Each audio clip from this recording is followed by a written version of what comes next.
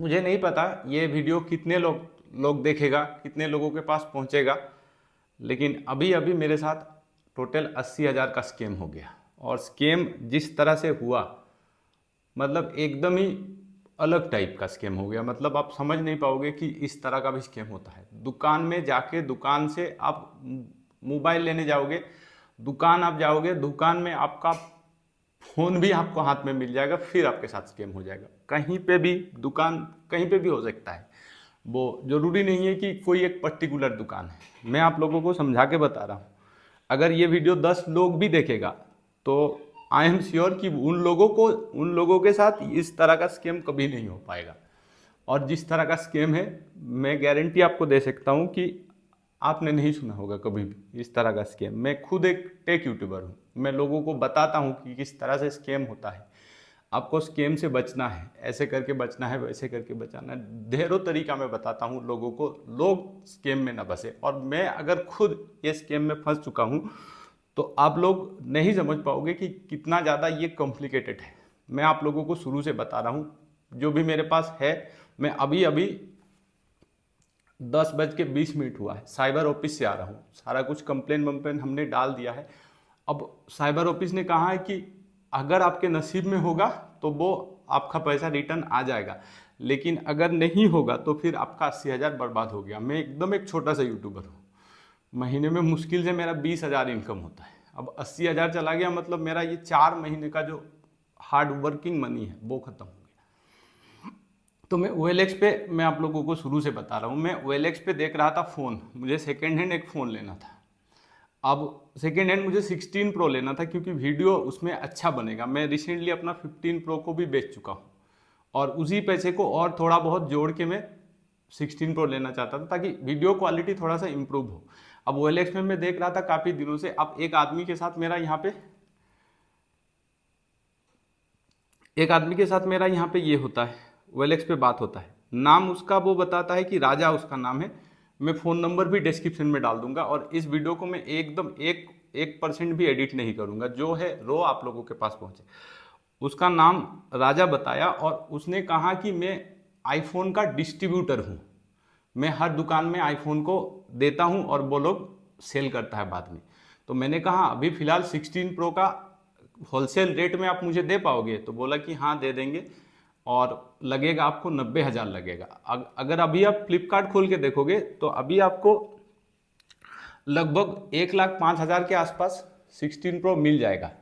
आप अगर card discount लगा लेते हो तो 1,05,000 के आसपास आपको मिल जाएगा। तो मुझे लगा कि 15,000 मेरा सेविंग हो जाएगा, मैं 16 प्रो को ले लेता हूँ। तो उसने कहा कि आपको कहीं नहीं जाना है, हमारा जो रिटेलर है, दुकान सब है, सारा जगह पे है। आप कहाँ से हो? तो मैंने कहा मैं पुरुलिया से हूँ।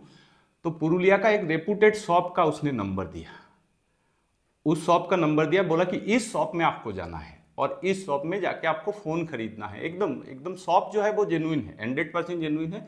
वो शॉप को हम लोग जानते भी हैं लोकल में और काफ़ी अच्छा ब्रांडेड शॉप है वो। मैं नाम नहीं लूँगा क्योंकि आप आखिर तक अगर सुनोगे तो आपको समझ में आ जाएगा इसमें दुकानदार का भी गलती नहीं है, दुकानदार भी यहाँ पे स्कैम हो रहा है। तो मैंने दुकान में गया, दुकान में जाने के बाद 16 प्रो देखा। मुझे 16 प्रो 90,000 में मिलने वाला था। अब जो यहाँ पे होलसेलर था उसने कहा कि आपको प्राइस के बारे में दुकानदार से नहीं बात करना है। अगर आप प्राइस के बारे में बात करोगे तो जो मैं आपको डिस्काउंट दे रहा हूँ होलसेल प्राइस में, जो 15,000 आपका बचा दे रहा हूँ, वो नहीं बच पाएगा। तो मैंने बात नहीं किया। मैंने दुकानदार से जाके पूछा कि जो राजा भैया है, राजा भैया ने मुझे भेजा है तो मुझे एक 16 प्रो लेना है। दुकानदार ने मुझे 16 प्रो दिखा दिया। अब वो राजा भैया बोल रहे हैं कि आप पेमेंट करो। अब पेमेंट तो मुझे दुकान को ही करना है, दुकानदार है तो दुकानदार को ही पेमेंट करेंगे तो मुझे फ़ोन मिलेगा। तो मैंने फ़ोन देख लिया, फ़ोन में कोई यहाँ पे दिक्कत नहीं है, फ़ोन एकदम जेन्युइन फ़ोन है। अब यहाँ पे होता क्या है कि वो जो रिटेलर है राजा, वो कहता है कि आपको मुझे पेमेंट करना है। आप अगर दुकानदार को पेमेंट कर दोगे तो दुकानदार आपको डिस्काउंट नहीं कर पाएगा। वो आपको सेम वो जैसे कस्टमर को देता है 1,07,000 के आसपास अभी प्राइस चल रहा है 16 प्रो का, तो 1,07,000 ले लेगा। और अगर आप मुझे 90 दे दोगे तो मैं होलसेल में उनको डील कर लूँगा कि आप जो ले रहे हो प्राइस वो होलसेल में ले रहे हो, एक फ़ोन ले रहे हो होलसेल में। अब इधर वाला कहानी आपने सुन लिया कि क्या था। तो मैंने वो जो राजा था, वो जो होलसेलर था, मैं दुकानदार को भी पूछा कि मैं अगर उनको पेमेंट कर दूं, जो ये राजा है, जो जो स्केमर है, एक्चुअल में जो स्केमर है, मैंने दुकानदार से पूछा कि अगर मैं राजा को पेमेंट कर दूं तो क्या आप मुझे फ़ोन दोगे? दुकानदार ने कहा कि हाँ, आप राजा को पेमेंट कर दो, हम लोग फ़ोन दे देंगे आपको, कोई दिक्कत नहीं। अब यहाँ पे दुकानदार की साइड से आप समझो कि दुकानदार को किस तरह से वो स्केमर ने समझाया था। दुकानदार को ये स्केमर बोल के रखा था कि मेरा भाई जा रहा है, या भैया बोला होगा, दादा बोला होगा, कुछ भी बोला होगा, तो जा रहा है और वो जाएगा और आपके दुकान से 16 प्रो लेगा, लेकिन आप उसको सही दाम मत बताना, क्योंकि ज़्यादा दाम का वो फ़ोन लेता नहीं है, थोड़ा कंजूस आदमी है। तो आप उसको कम बताना कि 90,000 में, बाकी का जो अमाउंट है वो हम पेमेंट करेंगे, फ़ोन उसको आप लोग दे देना। तो दुकानदार ने समझा कि हो सकता है, इंसान तो होता ही है ना, जैसे कभी कभार हम लोग अपने पापा वगैरह को थोड़ा सा ज़्यादा दाम का चीज़ खरीद के दे देते हैं और कहते हैं कि कम दाम है। तो ऐसा ही कुछ सीन उनको पटा के रख लिया। अब दुकान में मैंने गया, अब दुकानदार को मैंने बोला कि पेमेंट मैं उनको कर दे रहा हूँ और आप मुझे फ़ोन दे दो। फ़ोन मैंने खोल भी लिया। अब यहाँ पे समझो, बॉक्स मैंने पेमेंट करने से पहले ही मैंने फ़ोन का बॉक्स भी खोल लिया, स्विच ऑन भी कर लिया 16 प्रो को, मेरे पास उसका फुटेज वीडियो सब है। तो मैंने सारा कुछ कर लिया। अब मुझे लग गया कि हाँ भाई, वो डिस्ट्रीब्यूटर ही होगा, तभी ना मैं फ़ोन खोल पा रहा हूँ, क्योंकि मैंने अभी तक पेमेंट नहीं किया है। तो अब डिस्ट्रीब्यूटर बोल रहा है कि आप मुझे पेमेंट कर दो, मैं दुकान को बता दे रहा हूँ कि आपको बिल बना के छोड़ देगा। मैंने पेमेंट कर दिया। पेमेंट करने के बाद उसका नंबर पूरा स्विच ऑफ हो गया।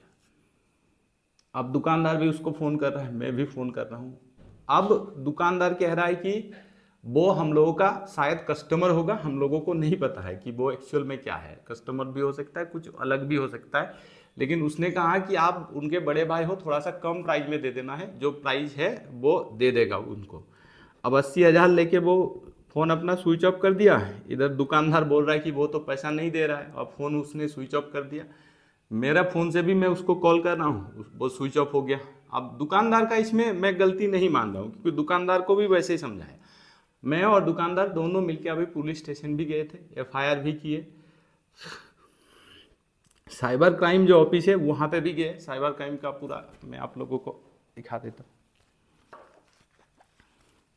हम लोग कंप्लेन करके भी आए हैं, पूरा कंप्लेन ID वाईडी दे दिया है, और कल फिर जाना है मुझे तो ऑफिस में, बैंक का जो स्टेटमेंट वगैरह है सारा कुछ देने के बाद अब जो भी होगा देखा जाएगा।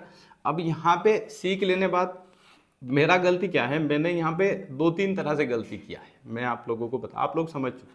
मुझे दुकानदार को जाके पहले ही पूछना चाहिए था कि वो क्या आप लोगों का सही में कोई डिस्ट्रीब्यूटर है। दूसरा, मुझे पेमेंट किसी भी हालत में उस राजा को नहीं करना चाहिए था, मुझे पेमेंट डायरेक्टली दुकानदार को ही करना चाहिए था। ये आप सोच रहे हो, तो मैंने भी सेम, वो जो स्कैमर है राजा, अब पता नहीं उसका नाम सही है कि नहीं है, तो उसका फ़ोन नंबर आप लोगों को इसमें मिल जाएगा, क्या कहते हैं, डिस्क्रिप्शन में मिल जाएगा।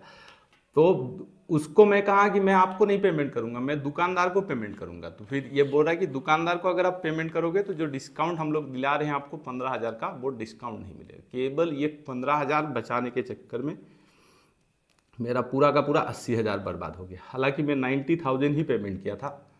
बाई लक मेरा वो 10,000 जो पेमेंट ट्रांजेक्शन था वो फेल्ड हो गया, इसलिए अभी जो है वो 80,000 बर्बाद हो गया। तो इसको आप लोग समझ लो ऐसा, ताकि आगे ना हो। एकदम नया टाइप का मेरे हिसाब से स्कैम है, आपको थोड़ा सा ये सब में बच के रहना है। देखो, दुकान में भी आपको भेज रहा है, वो आपको फिजिकली फ़ोन भी दिखा दे रहा है, अब फ़ोन का बिल भी बनने लग गया है। या तो किसी दुकानदार बिल भी बना सकता है पहले ही, पेमेंट से पहले ही।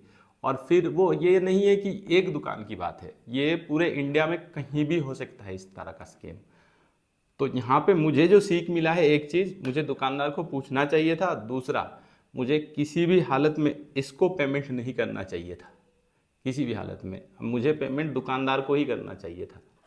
अब हो गया सो हो गया, अब आगे देखेंगे, जैसा होगा आप लोगों को अपडेट करेंगे। बाकी अगर आप लोगों को ये स्कैम से और लोगों को बचाना है तो इस वीडियो को आप लोग थोड़ा बहुत शेयर कर देना।